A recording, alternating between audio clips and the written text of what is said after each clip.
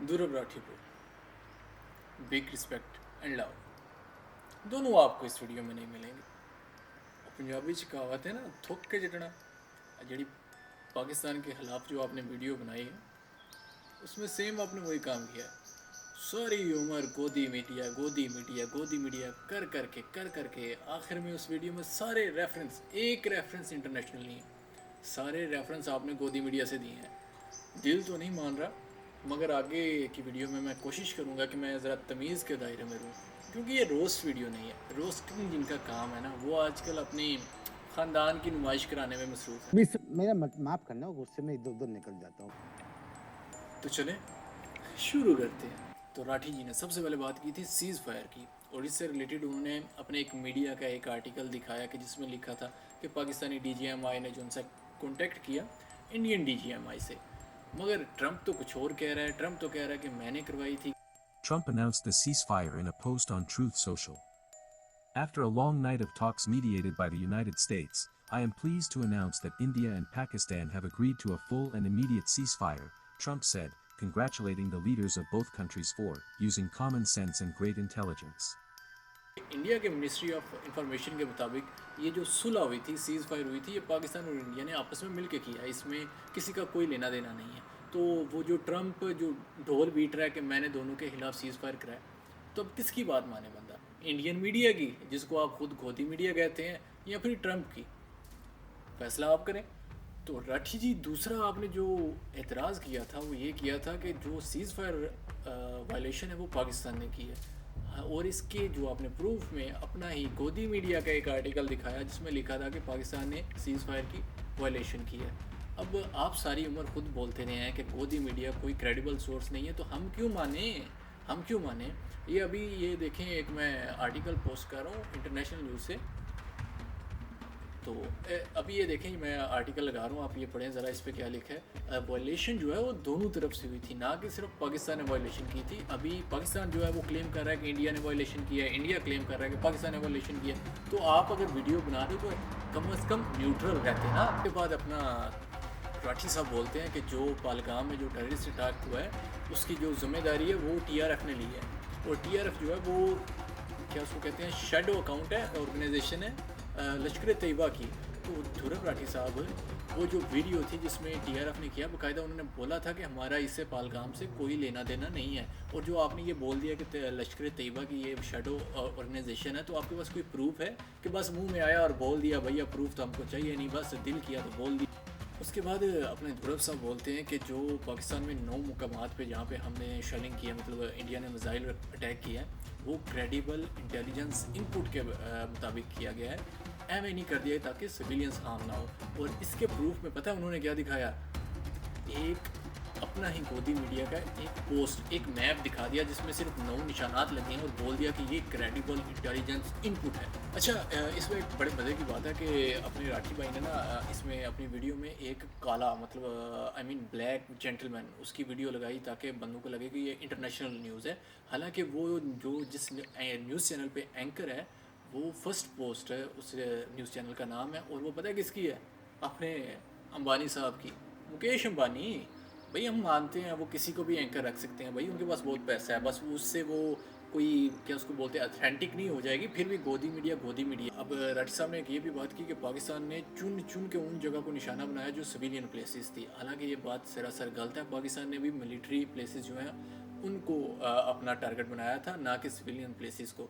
और जो रही आपने इंडिया को डिफेंड करने की कोशिश की कि इंडिया ने टेररिस्ट कैंप्स पे किया है, तो सर देखें, वो ये देखें, मैं आपको पिक्चर्स भी दिखाता हूँ। ये मसाजिद हैं या फिर घर हैं, इनमें से कौन सा आपको टेररिस्ट कैंप नज़र आ रहा है? टेररिस्ट कैंप में बाकायदा आपको वेपन्स मिलते, वहाँ पे ट्रेनिंग ग्राउंड्स मिलते। ये मसाजिद में कौन सी ट्रेनिंग कर रहे हैं टेररिस्ट बैठ के? अब बात करते हैं हाफिज़ सईद की। तो उससे पहले ज़रा आप ये BBC पे ये आर्टिकल है, आप इसको देखें ज़रा। बात यह है कि अगर हाफिज़ सईद इतना बड़ा इंटरनेशनल टेररिस्ट है, तो उसको जस्ट अभी तक हाउस अरेस्ट में क्यों रखा गया है? उसके मतलब फर्दर एक्शंस लेने चाहिए, उसके खिलाफ उसे फांसी पर लटका देना चाहिए, मगर अभी तक इस बारे में कुछ भी नहीं है। हाफिज़ सईद को जस्ट हाउस अरेस्ट पे रखा हुआ था।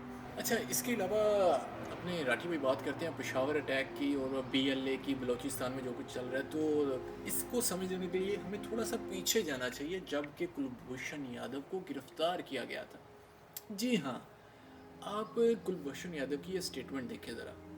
raw operatives, basically to the insurgents, and any kinds of requirements of them are conveyed back to the raw officials. My purpose of this time visit to Pakistan was to establish and meet the basic leadership of Baluch subnationals, the BLA or the BRA, and establish and infiltrate around 30 to 40 raw operatives along the Makran coast for operations along with Baluch subnationals and miscreants or terrorists. The aim was to have raw operatives on field so that they could facilitate and help the Baluch subnationals in carrying out precision targets to be carried out. Precision, I would say, a sort of a military sort of a connection to the entire operation. तो कुलभूषण यादव खुद मान रहा है कि उसको राह ने भेजा था ताकि वो बीएलए यहाँ पे जो बलोच इंसर्जेंट्स हैं इनको ट्रेनिंग दी जाए, इनको फंडिंग दी जाए ताकि वो वेपन्स ले सकें। तो ये बलूचिस्तान में जो कत्लो गारत चल रही है, ये ट्रेन अटैक और ये जो पेशावर अटैक था, इसका ज़िम्मेवार इंडिया है। और ये आपका अपना कुलभूषण यादव, उसकी स्टेटमेंट है कि उसने ये टेरर कैंप्स जो हैं ये इनको सपोर्ट किया था, टेररिस्ट को। तो आप इसके खिलाफ क्यों नहीं बोलते? आपको चाहिए कि आप ये भी ज़रा बताएं कि कुलभूषण यादव ने क्या कारनामे किए यहाँ पे आके, आपकी राह का हाथ था इस पर। इसके अलावा राठी साहब ने वो स्टेटमेंट चलाई कि पाकिस्तान जो है वो डर्टी वर्क्स करता रहा इस तरह के, और उसामा बिन लादेन का जिक्र किया। तो ये बात मानने वाली है कि पाकिस्तान ने यूएस के लिए डर्टी वर्क्स किए हैं। उसकी प्राइम एग्जांपल ही बिन लादेन है। आज तक हमने सुना कि उसामा बिन लादेन जो है वो पाकिस्तान में मारा गया, यूएस ने सीक्रेट ऑपरेशन किया और बिन लादेन को मार दिया, मगर इसका अभी तक कोई प्रूफ है? इतना बड़ा टेररिस्ट, अकॉर्डिंग टू यूएसए इतना बड़ा टेररिस्ट, इंटरनेशनल टेररिस्ट अगर मारा जाता तो कोई पिक्चर्स उसकी, कोई वीडियोस, कुछ तो वो निकालते ना, कोई प्रूफ देते, मगर आज तक कोई प्रूफ नहीं है। और इसके बारे में बहुत सारी कॉन्स्पिरेसी थ्योरीज हैं। आप ज़रा ये आर्टिकल पढ़ें।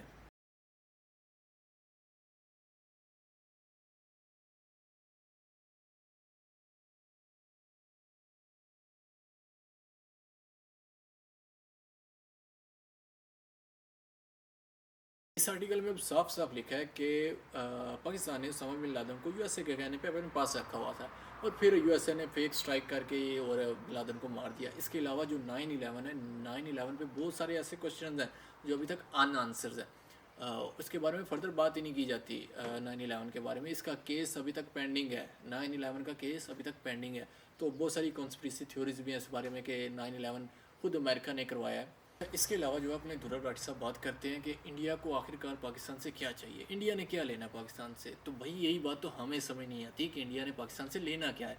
कोई भी बात हो, पाकिस्तान पे उधर चांद पे आप चले गए तब भी अपना कंपैरिजन किससे कर रहे हैं जी? पाकिस्तान से। ठीक है, आपका धरना हो रहा है तो उसमें भी जिक्र किसका है जी? पाकिस्तान का। आपकी इलेक्शन कंपेन्स जो हैं उनमें जिक्र किसका है जी? पाकिस्तान का। हम ये कर देंगे, पाकिस्तान को वो कर देंगे। आपका बॉलीवुड वो भी जनाब पाकिस्तान के ख़िलाफ़ है। आखिर ऐसा कौन सा ऑब्सेशन है इंडिया को पाकिस्तान से कि हर बात में पाकिस्तान पाकिस्तान पाकिस्तान? अच्छा, ये बात तो हमारी समझ में आने से रही, मगर एक बात मेरी समझ में आ गई कि अभी धुरब राठी साहब ने जो वीडियो बनाई है पाकिस्तान के खिलाफ, इसका मकसद क्या था? तो भाई इससे सीधी सी जो बात है इसका वही लेना देना है जैसे कि पाकिस्तानी सेलिब्रिटीज़ का जो इंडिया के खिलाफ बोल नहीं रही। इंडिया में इस वक्त चैनल्स बैन हो रहे हैं जो मतलब कि इंडिया के ख़िलाफ़ हैं या जो उनको लगता है कि ये हमारे ख़िलाफ़ बात करेंगे, वो चैनल्स करें इंडिया बैन। अब धुरब भाई को टेंशन पड़ गई कि मेरा कहीं पे चैनल बैन ना हो जाए, डॉलर्स आ रहे हैं ना। तो इस वजह से धुरब भाई ने एक वीडियो बना दी कि चलो जी मैं भी ज़रा पाकिस्तान के ख़िलाफ़ बोल देता हूँ ताकि मेरा चैनल ना बैन करें और मेरे जो डॉलर्स हैं वो आते रहें। क्योंकि इस वीडियो में देखेंगे सच्चाई नाम की तो कोई चीज़ मिलती नहीं है ना, सिर्फ वही इंडियन आर्टिकल्स। और धुरब राठी पूरी ज़िंदगी यही बोलता रहा कि गोदी मीडिया गोदी मीडिया। एकदम से ऐसा क्या हुआ कि धुरब राठी साहब को याद आया कि मैं इंडियन मीडिया जो है उसी की पोस्ट दूँ? हमने देख लिया कितना क्रेडिबल सोर्स है इंडियन मीडिया, जितनी फेक न्यूज़ इन्होंने चलाई है ना ये पिछले दिनों में, तो हमें पता है सारा। तो इसी के साथ मेरा दिल है अब ख़त्म करते हैं क्योंकि रोस्ट मैं करता नहीं हूँ। एक महज़ब सी वीडियो बनाई है मैंने, राठी साहब को एक पैगाम दिया है कि राठी साहब बंदे के पुत्र बन जाएं क्योंकि इंडिया तक ही रहें। अगर आप पाकिस्तान पे आएंगे तो हाँ समझ गए हैं, समझदार आदमी है। ख्याल रखिएगा अपना, मिलते हैं नेक्स्ट वीडियो में।